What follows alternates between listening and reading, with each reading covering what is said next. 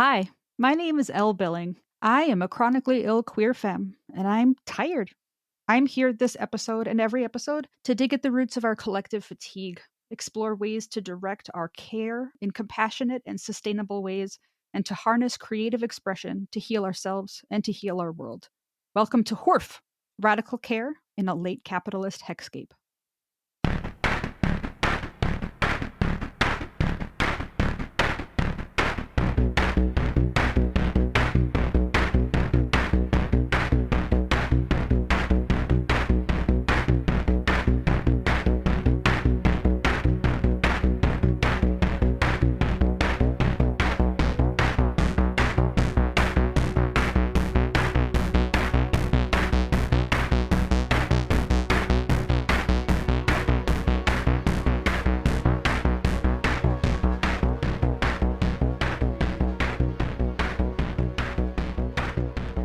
No, I do not want to start with the AI companion. Oh, God, that friggin' thing.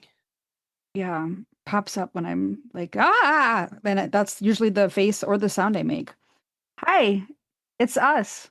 It is. Hang on 1 second. Ricki could edit that out if she wants to. I'm going to. Oh, wait, you're Ricki. I am. It's true. And it's our annual something Christmas mid-season, throw some spaghetti at the wall and see what sticks episode. Tra-la-la. We actually have a recipe for the spaghetti this time, so. We do. Well, we did our first season too. Yeah, the last couple we didn't. Yeah, and this year we decided that we needed to be less depressing.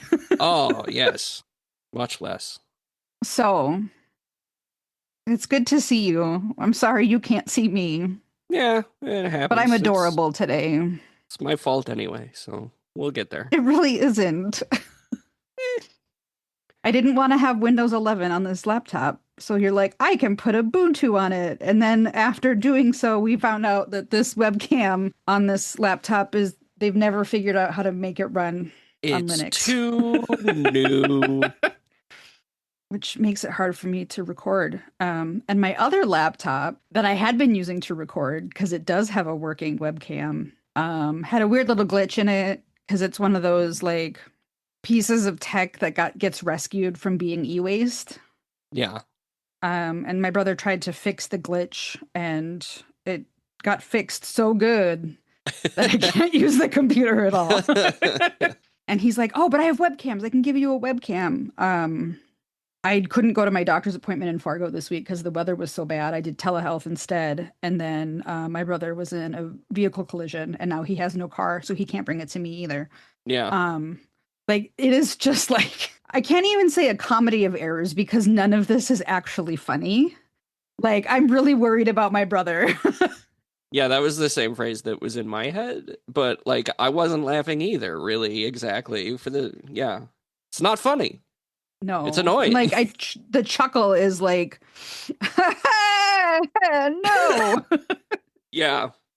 There's a song by a band I like. The band is Over the Rhine, and there's a song there's called The Laugh of Recognition. And one of the lines is, it's called The Laugh of Recognition when you laugh, but you feel like dying.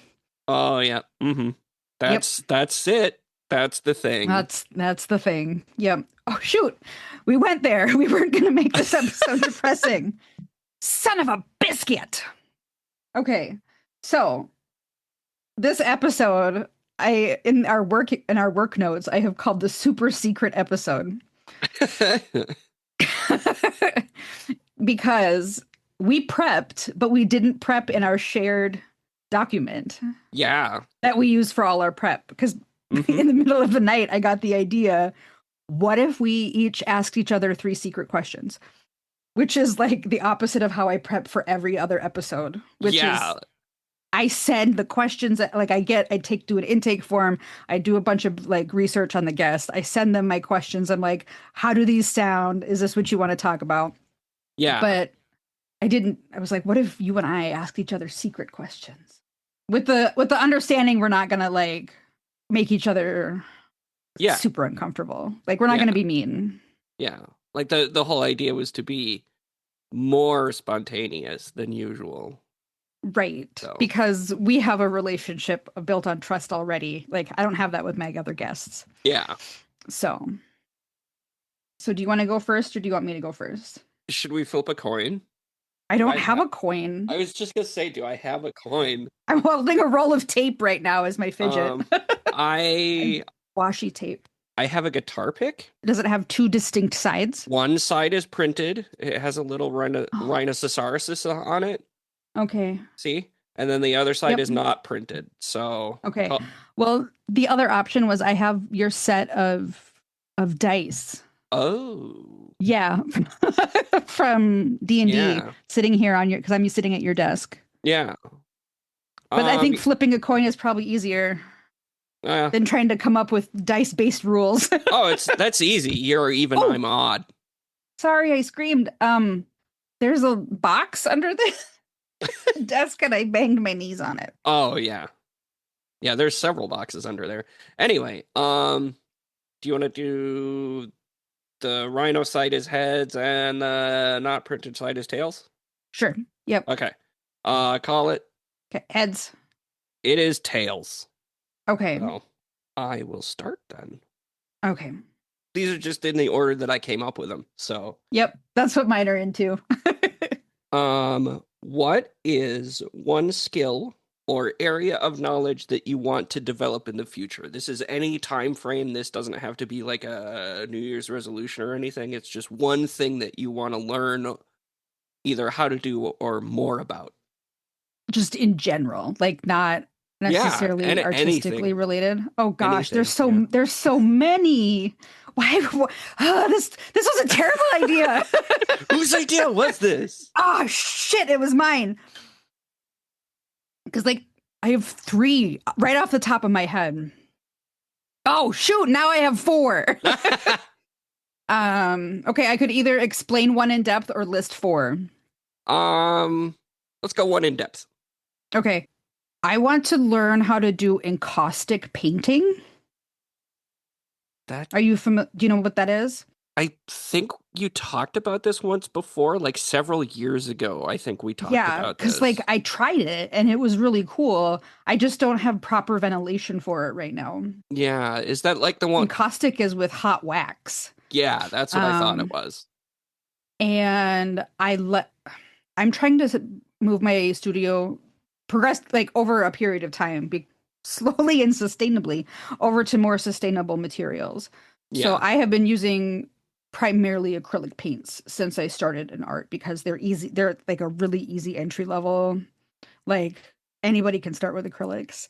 yeah, Um, Acrylics are plastic, yeah, and I'm trying to move away from those as much as I can. yeah. Either by moving into like I've been researching more sustainable types of acrylics like hydrocryl or bio-based acrylics or plant-based acrylics Mm-hmm. or just ditching acrylics entirely and moving into Yeah, like I do watercolor. But the type of mixed media I do, I'm still yeah, working on how to make that work with watercolor. I have a big project I'm starting right now and it's a watercolor based collage mixed media and I'm like experimenting like really hard with lots of different ways to make it work mm-hmm. and I don't have the ventilation or the space to get into oil painting or the patience because Yeah. that's a lot slower and I am Well, not I mean I'm a slow painter but like I like my layers to dry fast. yeah, and I was just gonna say, like, there's art hanging in galleries right now that like the oil is still drying. Yeah. Yeah.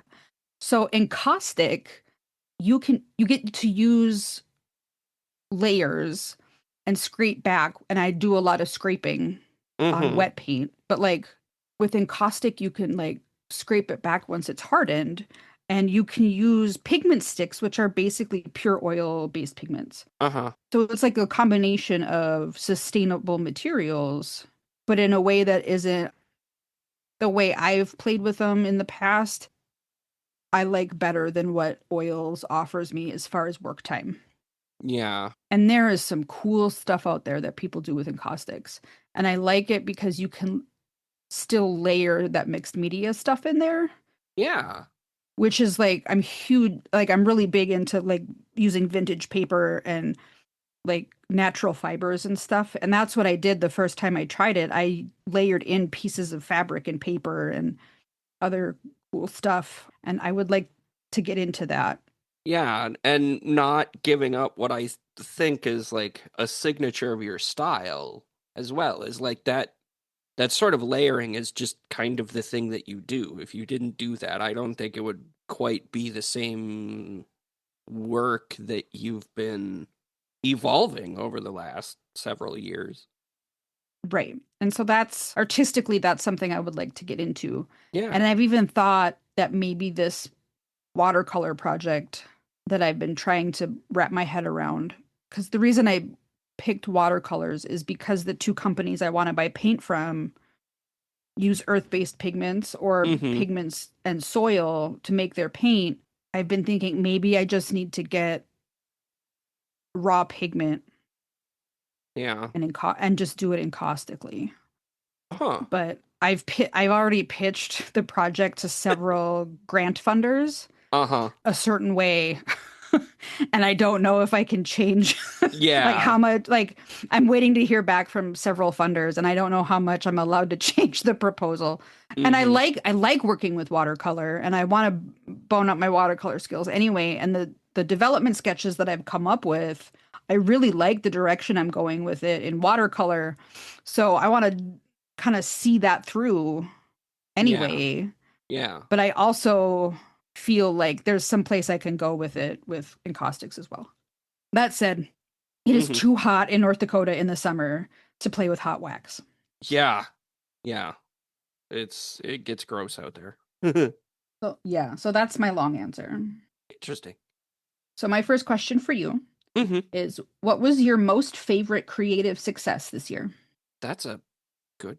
Are we talking like on a macro level, or because like obviously I finished the failure experiment and we got that all put together and that whole thing got released this year. But I've Mm-hmm. been doing other stuff throughout the Right. year. I know you've had a lot of like creative successes this year. So, like, what's your most favorite? Um I think I think it's probably one of the poems in my upcoming like the project that I'm working on right now. I'm intentionally writing discrete poems for, and it's probably one of those sections, but I can't think of it off the top of my head. Cause so just as like a top level organizational thing I'm doing is a series of poems that are based on the major arcana from the tarot deck. And I think the one that I wrote for the High Priestess is really good. Like, really, really good. And I don't usually say that about my own work very much. But I think that whole project is something that I'm going to be really proud of at the end of it. Like, at least as much as Failure Experiment, Mm-hmm. but fit it in a different way. Because Failure Experiment was a very personal, insular, niche sort of thing where there was very little difference between me as an author and like the narrative persona that's in the poem. Whereas this one it comes from a lot of different viewpoints. Mm-hmm. So it's a new different sort of project, and so the level of pride that I have in it and the level of success that I feel with it is different, but probably something in like a to a similar degree, I guess we'll say. Yeah. So probably that. Some of those poems have been real bangers. Yeah. Yeah, the one that I wrote yesterday was like that one felt really solid. I sent that one to you. And you're like, I think I like this. Yeah. And I was at work, and so I didn't reply, and I'm sorry. No, that was 2 nights ago. Yeah. Because I didn't go to work last night. I basically when I finish a poem or a work or something like that, I usually have one of two reactions, and it's like I can't believe I wrote this laudatory, or I can't believe I wrote this derogatory. Yes. Having something that falls somewhere in between feels special in a different kind of way. Like when I write something that I don't know how I feel about it, that probably means it's more applicable for other people. Mm. Usually if I write something that I really, really, really like, it feels like it's up its own ass. Like I always worry about just being like huffing my own farts too much. On the other end of the spectrum, you have written requested poems for me that you're like, I will disown this. You can never say I wrote this. Right. This never happened. Yeah. Yeah. I understand. They were terrible. Oh, and not even that they were terrible, but they said terrible things. Yeah. About famous people. Oh, I was thinking of the one about me. Oh, yeah, well. I'm not famous yet. Not yet. But no, yeah. the other one, yeah. I forgot about that one. Yeah. So knowing that I can still surprise myself, I think feels more successful to me than knowing that I did real well, I guess. Mhm. If that makes sense in any way. Yeah. Yeah. You ready for your next one? Yep. Okay. Obviously, you're never supposed to meet your heroes or anything like that, have your illusions shattered or anything. But if there's anyone that is an artistic influence of yours that you could meet and they were actually like the weird parasocial fantasy version of them that lives in your head, if you could meet that person, who would it be? Oh my gosh. I don't know. I barely leave my house. For what it's worth, I don't know what my answer would be either. Yeah. Like, I was terrified that you would turn that question around on me. So. Oh no, it's not on my list. Yeah, don't be like, well, what's your answer? Because I don't know either. I'm just like, I don't really have any content creators, that I'm like super into. And most of like the social media people that I follow and repost are people that I like have already become friends with, or like that I kind of have gotten to know. Like, I would like to hang out with Andrew Gurza someday. Yeah. Like, there's a reason I keep having him back on the podcast. Yeah. They are cool people. But like, I've already had several Zoom conversations with Andrew. And I'm pretty sure Andrew's basically the same in person as they are on Zoom. Right. I don't think Andrew hides who they are. Yeah. So I don't know that that's even like a parasocial. I mean, it is kind of parasocial. Yeah. But that's not really an artistic hero either. It's just like a cool disabled queer person that I like to hang out with online. But like, that's how I am with a lot of social media, is like, I have no problem sliding into people's DMs and saying, hey, I think you're cool. Thanks for doing what you do. And then we chat. Yeah. Because I'm a weirdo. Yeah. And when I get people for the podcast, I have that squee moment when we first log on to Zoom. I'm like, oh my gosh, I'm so excited. Like when I interviewed Carl Rieger, because we both got that same award. And the first time I emailed Carl, I was like, oh my gosh, I'm so excited that we both got this thing. And they felt the same way about me. Like, oh, wow, I'm in such great company. And I'm like, oh, cool. We're both doing the thing where we... This is one of those things where if I'd had time to prep, I could have come up with somebody really cool. But like off the top of my head, my brain is completely empty. Because like I've already had the problem of like people that I've looked up to have been disappointed by, and so I don't really like follow them anymore. Yeah. That was a really long and non-answer answer. You know what? I really want to go to one of Connie, my mentor, Connie Solera. I want to go to one of her in-person retreats. Like I've worked with her 3 different times. She's my mentor. It's not like a parasocial thing. I want to do an in-person retreat with her. Yeah. Like that's the closest thing I can come up with. Like I want to hang out with her in person and do one of her in-person mentorships or retreats. Yeah. Like those are the things that I'm coming up with, are like people that I've interacted with enough online where I'm like, I think we should hang out in person. now that I'm thinking about it, like I wouldn't, as far as my musical influences are concerned, I can't really think of it that many people that I would actually be able to like talk to about things. Like, if we could hang out with Hank Green and, like, take turns Yeah, info dumping, that would be yeah, cool. yeah, But, like, it's not, like, a goal I have. yeah. But like I think of people like, in my case, I would think of like Kirk Hammett from Metallica, the lead guitar player from Mm. Metallica. Like his life has been dedicated to playing guitar, and like I'm just a dork who doesn't know where the notes are half the time. I If you give me like 10 minutes, I can figure out what I'm doing, but like I don't know Mhm. off the top of my head.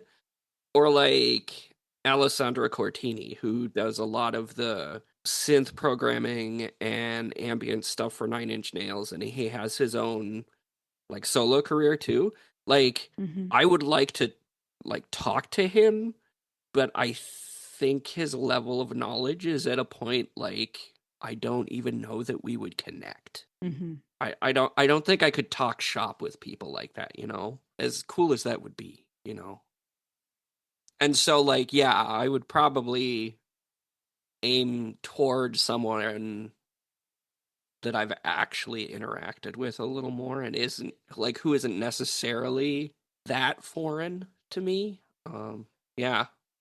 You know what's funny? Hmm. I didn't turn the question around on you, and you answered it anyway. I know.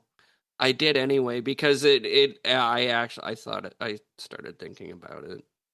Are you ready for your next real question? Yes. Okay.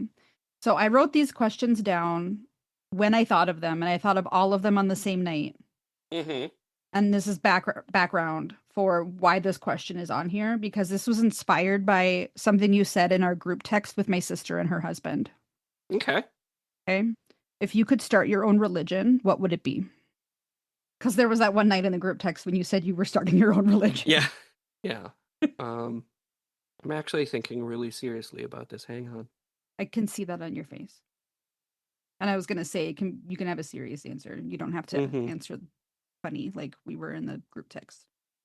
I have a feeling that it would like I suppose it depends on how you define religion, which isn't like a conversation that we have all the time.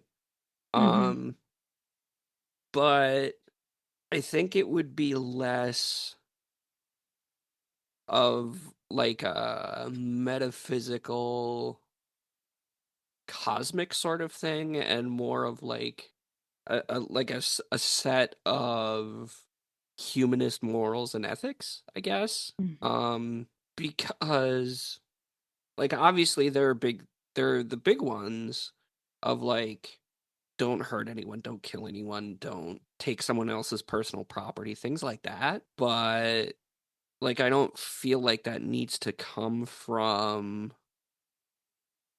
a spiritual place.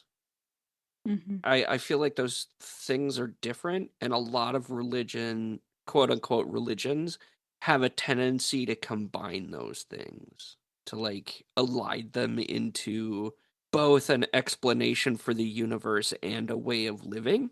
I don't necessarily think that those two things are connected. So that's as close as I can get. My other one would be probably my other answer would be dog-based intercession to a greater. The one we talked about in the group Yeah, text. where where Yeah. where where all of the saints are dogs, of various dog skills. So, Because all dogs are certified good.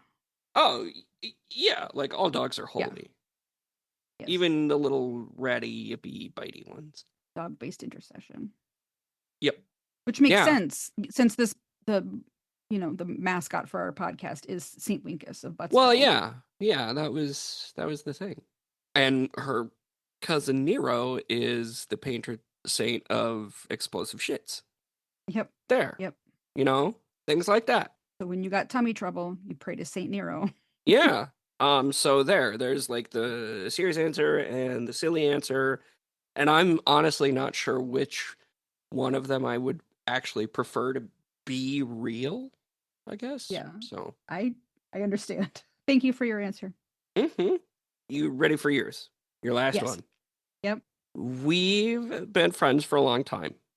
Mm-hmm. I mean, we've tried to figure it out, but as far as we can tell, it's been something like 20 years, not quite. Yeah, like 18 maybe. Yeah, somewhere in there. It's fuzzy in there.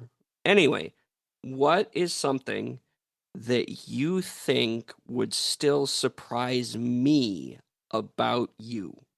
I really like this question. And while I think about in the back of my mind of things that might surprise you, I'm going to tell you why I love this question. And it's Mm-hmm. because when I was 18 years old, my parents had been married for 20 years. And there was a commercial for like an album set. Uh-huh. And it was like all like the collected works of Elvis Presley or something. That's not what Mm-hmm. it was called, but that's what it was. And my Mm-hmm. dad was like, "Oh gosh, that sounds really really good." He's like, "I really like Elvis music." And my mom looks at him and goes, "What? Since when?" And he's like, "I've always loved Elvis's voice." And my mom is like, "Well, that's news to me." And I remember thinking like, "How does she not know these things?" Yeah.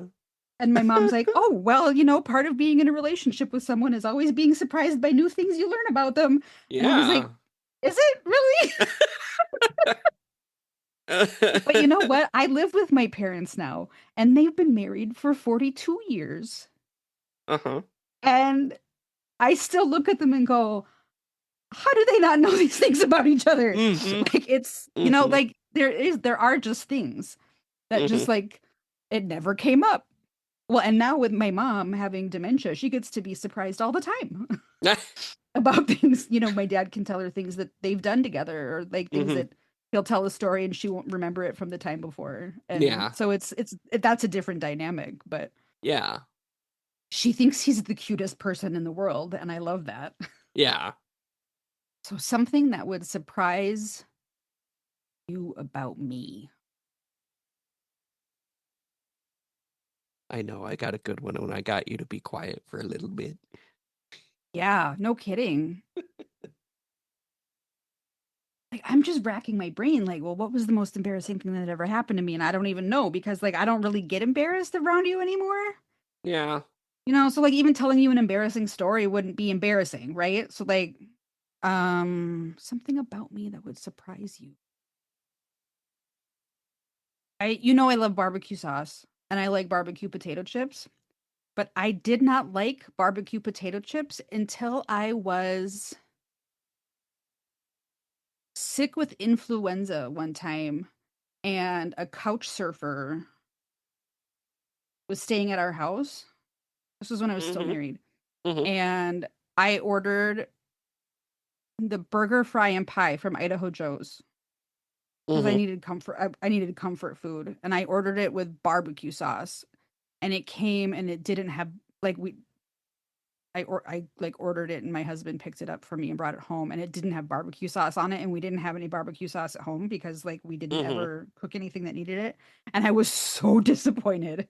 I Mm-hmm. was like, the whole point of the burger, fry, and pie, the veg, and I ordered it with a veggie patty.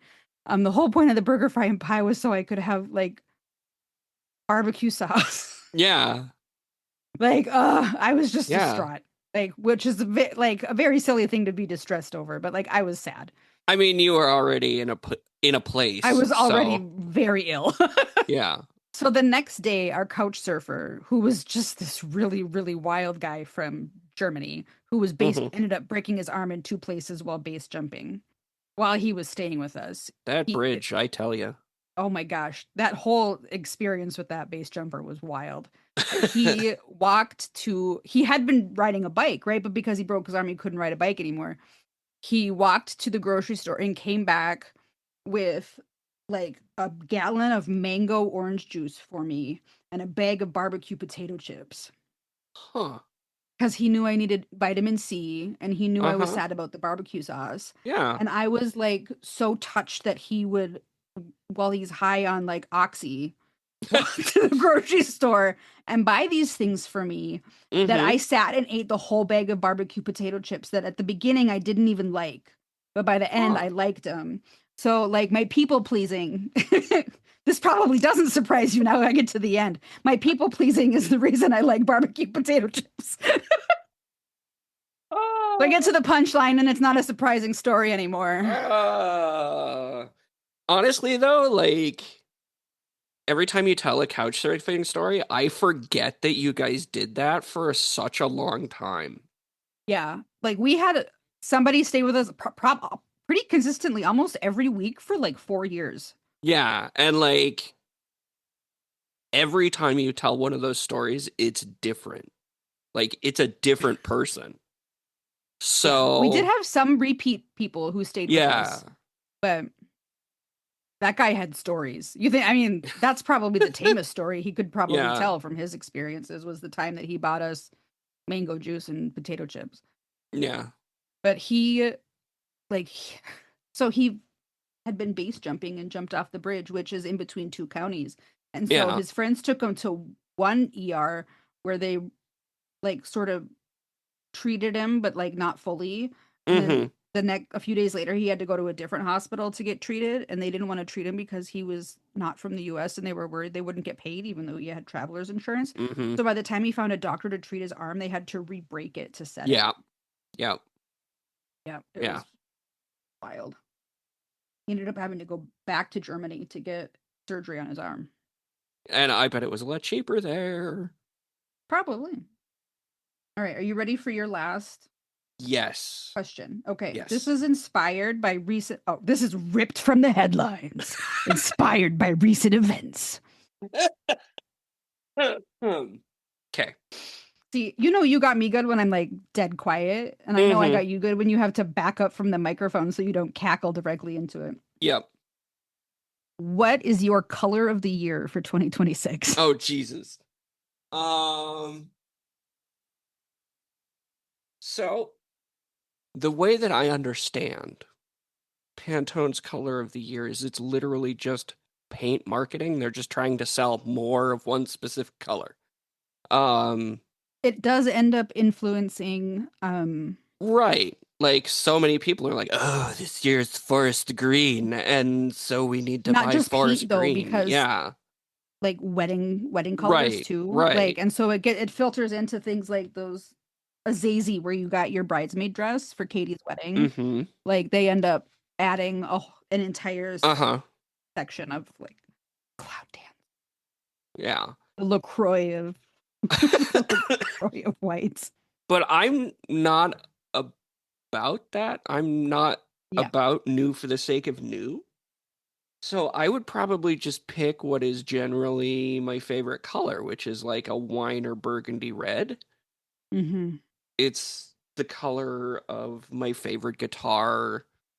It's the It was color the of color of your bridesmaid dress for Katie's wedding. um No, that was more purpley, wasn't it? It was more yeah, plum. that was more purpley. It's the color of my favorite nail polish. It's the color of this piece of foam that I have that's like blocking some reflections. It's the color of your front door. Like, Oh yeah, yeah, and our shutters. Yep. yeah. And I've always liked that color. Mm-hmm. The guitar that I have that's that color I've had since 2001 or something. It's the only thing I have left from that relationship. So I guess I would have to say it's like my color of like the forever, my color of the century, Mm-hmm. at least of the decade. I have been kind of leaning towards purple of late, but like just that's just coincidence. Do those colors symbolize anything for you? Or is it Um just a color you really like? I think it's just aesthetics. I really like jewel tones. Mm-hmm. Um I really like deep colors. I think it's because they're just less painful on my eyes. That makes sense. You get a lime yellow or a lime green or something like that, and it feels like it's assaulting me. Whereas a more subdued satin or semi-gloss, like jewel tone, like a wine red like that, would be, it feels more homey, Mm-hmm. more cozy. But also, now that I think about it, like, jewel tones were really in, like, right around the time I was graduating high school and not long thereafter. So maybe it was just like cultural osmosis that I didn't pick up on, but I think they're very good colors. And I think they look good on me, and that has a lot to do with it. Yeah, that's what I would say is probably that wine red. That's pretty. Yeah. And not white. Our dog is signaling that this episode is over. It is just about. We are at the 43.5 minute mark, so yeah. She's good. Well, she's also probably concerned that I haven't eaten yet. So Yeah, probably. And neither have I for that matter, so I should probably go turn the oven on. yeah, I'm gonna go find something to eat. Yeah. Dad went to Costco yesterday before his dental appointment. He bought Costco. a pack of cookies, like the chocolate chunk Mhm. cookies, and he bought the Mhm. loaf. Oh, jeez. Yep. Among other things, like he got my tofu. He sent me a picture of it. It was so cute. He's like, "Is this what you need?" He's like, "I don't know how to buy tofu." Yeah. I'm like, "You just gotta find it. That's the only thing there's Yeah. there." Yeah. We actually went, I think Wednesday, we went, and we found a new kind of ramen that we didn't know that they had, and that seems to be a hit now, so. Is it the ramen I have? No, it's I can't remember the brand of it, but it's one of the bowl ones. It comes in a bowl Okay. rather than like a little brick. Um, Mm. but both Nat and Danny seem to like it, so that's good. All right. All right. Hooray for Costco. Hooray for Costco. Everyone gets Costco for Christmas. Yay. Woo! I Pretty hope you much. like 700 rolls of toilet paper. You know, we go through a lot of toilet paper in this Seriously, so do house. we. We're I broke the we're toilet again last night. oh geez. See, that's why it was so hard to come up with something that would surprise you because you know like Mm-hmm. all the worst things about me. Yeah. And now so does I wouldn't go that. my podcast audience. I don't think that's true. I bet that there's something that you're just super that I don't I've repressed. That's I'm worse than not breaking toilets. I'm not trying to like draw it out or anything, but I Yeah. think there's probably something in there that you're like, "Oh, I can't you can't know this." Cuz I think everyone has those. Besides breaking toilets. Right. Yeah. Yeah, that's pretty tame, I think. Well, I can sure turn it into an exciting story. Yeah. All right. Well, thank you for doing the super secret episode. Yeah, thank you for coming up. Actually, what I think is interesting is we both came up with the idea kind of independently. Because, like, you told me about it, and I was like, I was thinking about that. But yeah, thank you for coming up with it / acquiescing to it, I guess. Heck yeah. Well, we'll talk soon. Now I have to think of better questions to ask in the car when we're Oh, driving. I don't think we'll have any problems with that. Yeah. Okay. Bye. Bye. Thank you for joining us on this episode of Hoorf.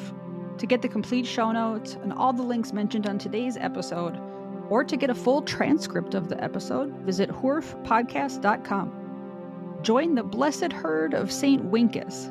By signing up for our newsletter, you can get Hoorf episodes delivered directly to your inbox. What's more, you get invitations to our monthly Coffee and Biscuits Chat, where you get to hang out with Ricki and Elle, talk about the show, and connect on the topics that mean the most to you.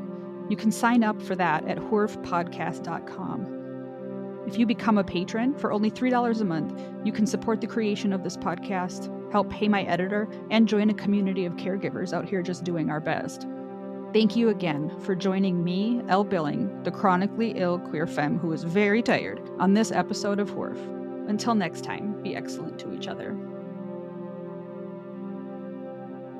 Hoorf is hosted by Elle Billing at Elle and Wink. Audio editing by Ricki Cummings at Ricki Poo. Music composed by Ricki Cummings. Hoorf is a production of Elle and Wink Art Studio LLC, all rights reserved. Hoorf can be found on all social media platforms at Hoorf Podcast, at HOORF Podcast.